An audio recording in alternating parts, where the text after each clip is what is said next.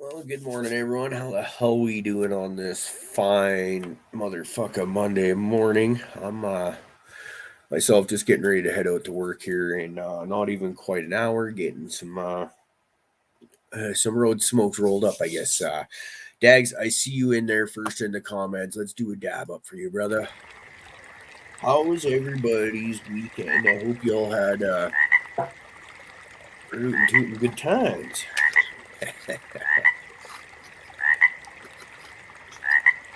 Was trying to get this joint rolled up before we went live, but apparently I'm not that quick with it.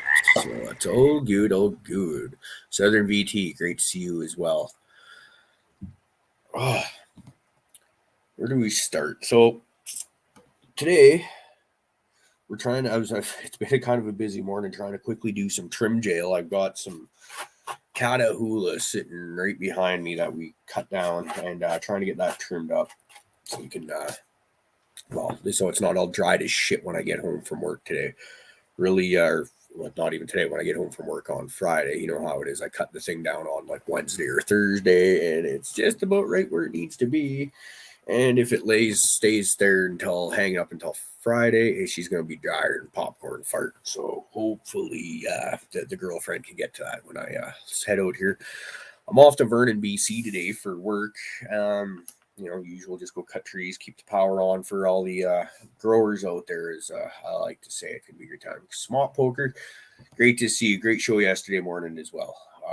You guys got good content. I love your show. It's great stuff. Great community, great crew, all that good stuff.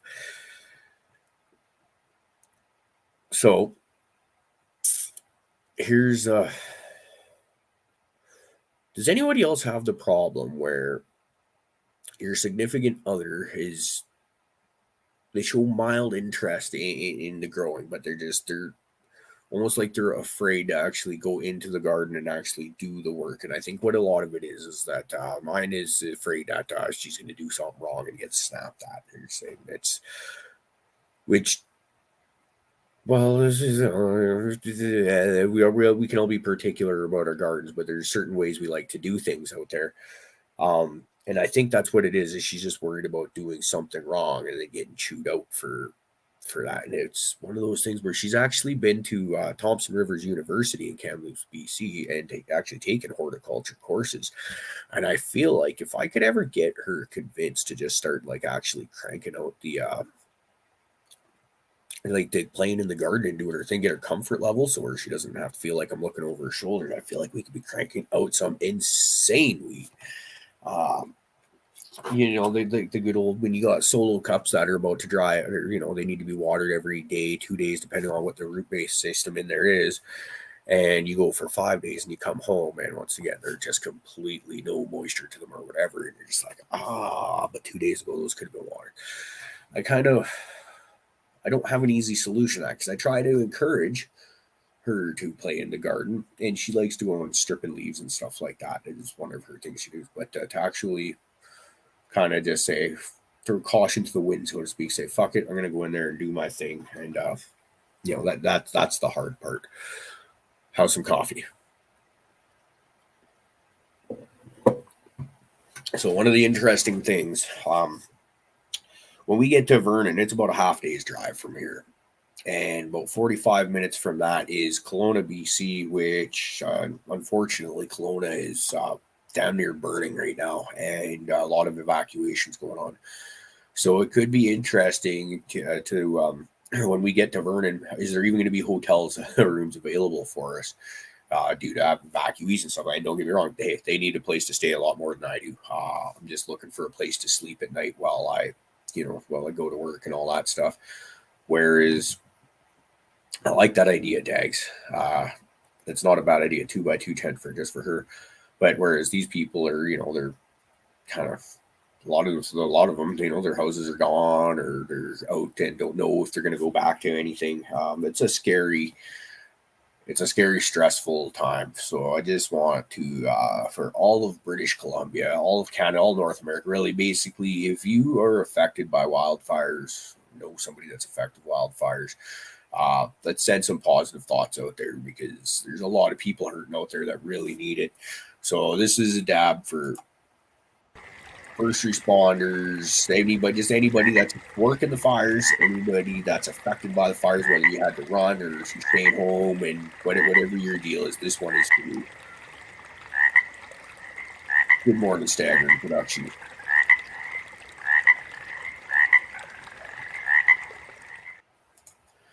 You know, it's funny because this fighting wildfires is my favorite job I've ever had. It's been a pretty good adrenaline rush. It's enjoyable. You're hanging out in the bush with a bunch of good people. You know, like what's not to like about it? You're fucking around with fire. You know, it's.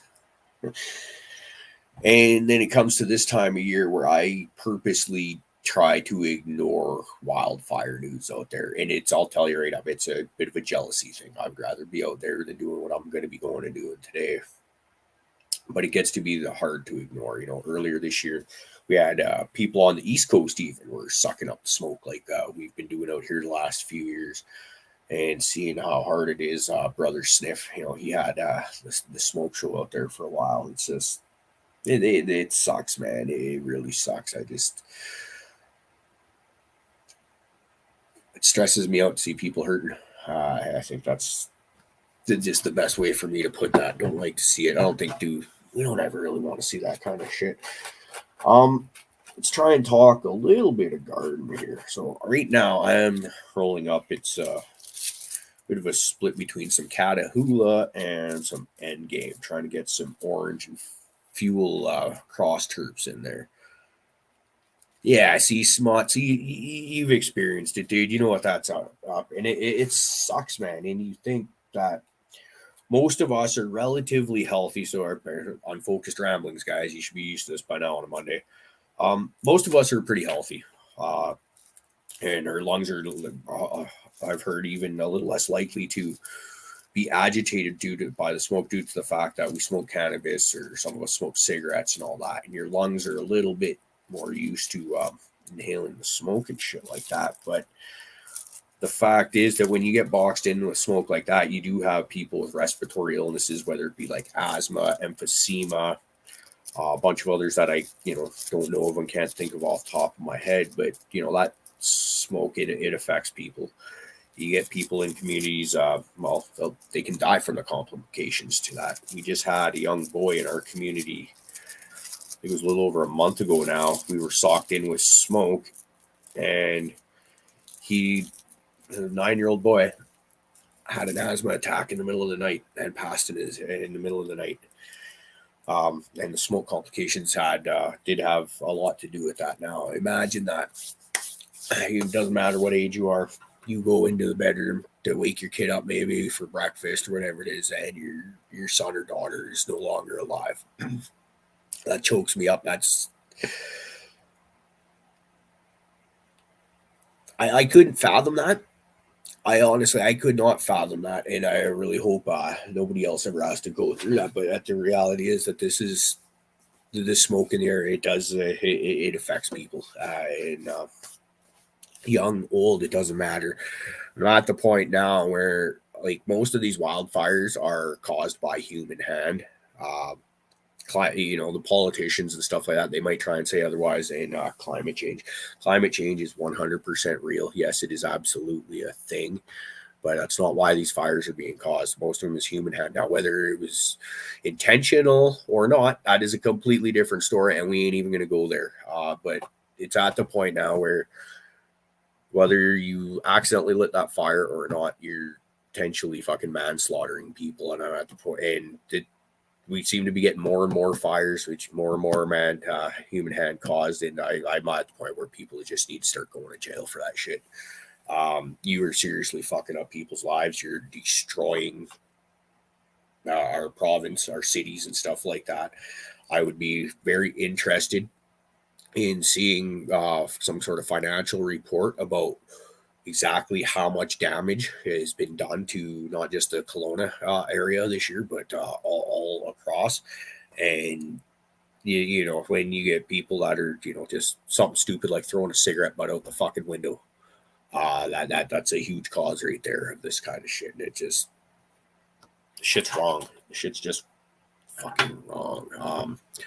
Brad's worked up, I guess, today, thinking about this kind of stuff. I want to try and shift it into a bit more positive mindset, though. So we're going to talk a little bit about booth camp. This, to me, is the most flattering part of anything I've really done with to do with this podcast here. I've been saying this a lot of times recently, that the whole reason for this channel was just I didn't have anybody to talk about growing weed with, and I wanted someone to talk about growing weed with, so start this up, and here we go.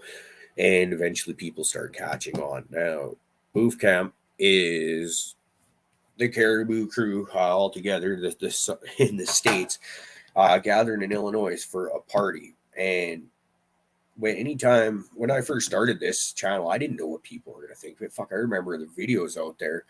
I'll get like maybe a dozen views on a video, and that was it. And probably 4 of those views were mine, right? And now you see them, you get the people in the chat, and you're getting views, and it's catching on, and you get a lot of really cool supportive people. And so not only do they seem to like the channel that you got and like what you're doing, they're like, fuck, let's throw a party. Let's all get together. Let's meet up and throw a party. And that is some serious validation for the vision of what I've had for Cariboo Hart everything, not just Cariboo Hart TV, but there's we got a bunch of stuff on the go, a bunch of things in motion kind of thing. And it's just like, man, like how really I'm just some fucking dude in 100 Mile House, British Columbia, literally butt fuck nowhere. And you got guys down, like I said, Illinois. Who the fuck would have thought that? Like I was there, like maybe Vancouver or Prince George or somewhere in British Columbia, you might get that kind of shit going on. But no, it's just so glad everybody had a good time. I believe everyone made it home. I think Lobster and Hoobie were having issues. They should be home later today, I hope. So let's cross our fingers for them. Hope they get home nice, quick, easy today. And just straight up good times. We can't wait to hear more about booth camp tomorrow night on the shit show. Or no, not shit show, Tuesday night toke. We'll get Fluff and the crew back, and we just really excited to hear about the shenanigans. It's one of those situations where I'm on the outside looking in, and I'd like to be there, but it's also a long ass drive. So what are you gonna do? Spider Girls. I think we got about another 5 to 6 weeks before we harvest those and get those F2s cracking. I'm really excited to see what those get to some meds going, some elevated CBDs. We're pretty stoked for those. And the sloth lettuce, all those plants have been cut down. Cheers, buds. Great to see you, brother. Sloth lettuce is down. So those seeds, by the time whatever it dries out, we will be able to start getting a few testers out and start running those and see what's in there. Pretty excited for that one. And, I named that one after a work buddy that I work with. He got a little bit too high over here one time and had I saw a Jesus moment, as well as his deceased grandmother from about 5 years before. And so let's name a strain after him. It's good stuff. We're a little bit more unfocused than normal today. I think, honestly, I got my notepad that I usually have with me, but it's upstairs where I do the note taking and all the intelligent stuff at the moment. And I didn't want to wake the girlfriend up to go get it. And also, I'm still I got like probably 90% of my shit packed and ready to go. And it's just that last 10% kind of to make sure I've got everything for the week. So I'm going to get the F out of here. I sincerely wish you all have a great week. We'll see you tomorrow morning for Tuesday Coffee and Cannabis Tuesdays. We'll see you tomorrow night for Tuesday night talk and our usual Friday night shit show. It's going to be a great time. As always, let's rip it down before we get out here. This one right here. This is for Smart and Crispy. Cheers, guys.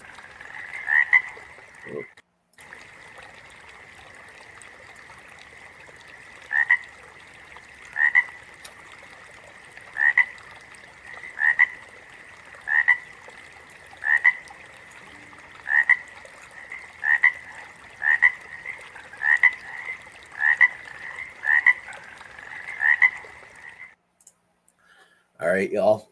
Once again, y'all have a great week. You know what? Let's before we do get out of here, let's shout out to all our Patreon and hardcore support crew. Let's do that. We haven't done that before.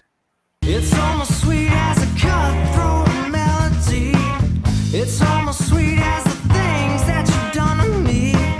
It's almost sweet as the miles that keep us together. It's almost nice when you can't say you love me.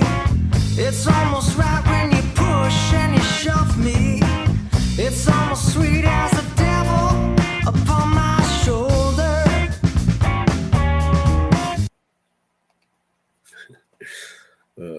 Which one is it?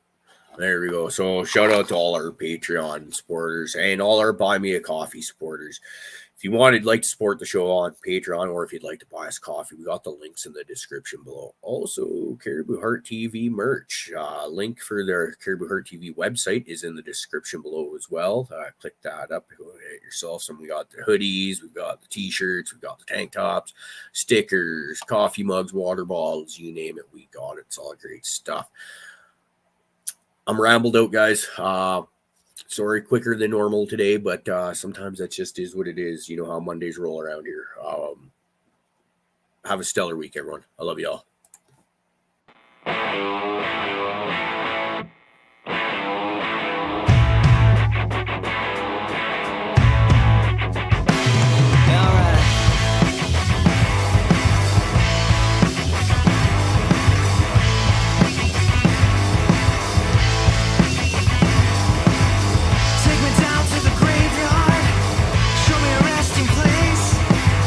Take this worry away from me, my final bed today. I need a silent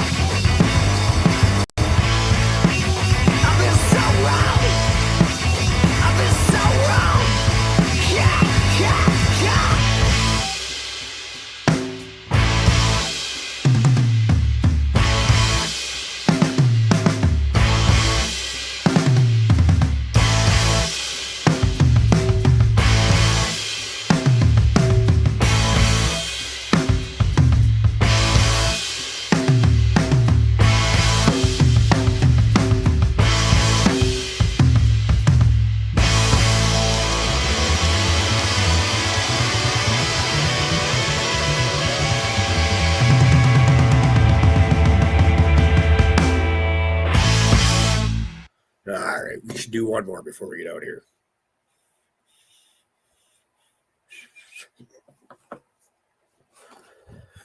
Cheers, everyone. Have a great week. Dabba, dabba, dabba, dabba, dabba. That's all, folks.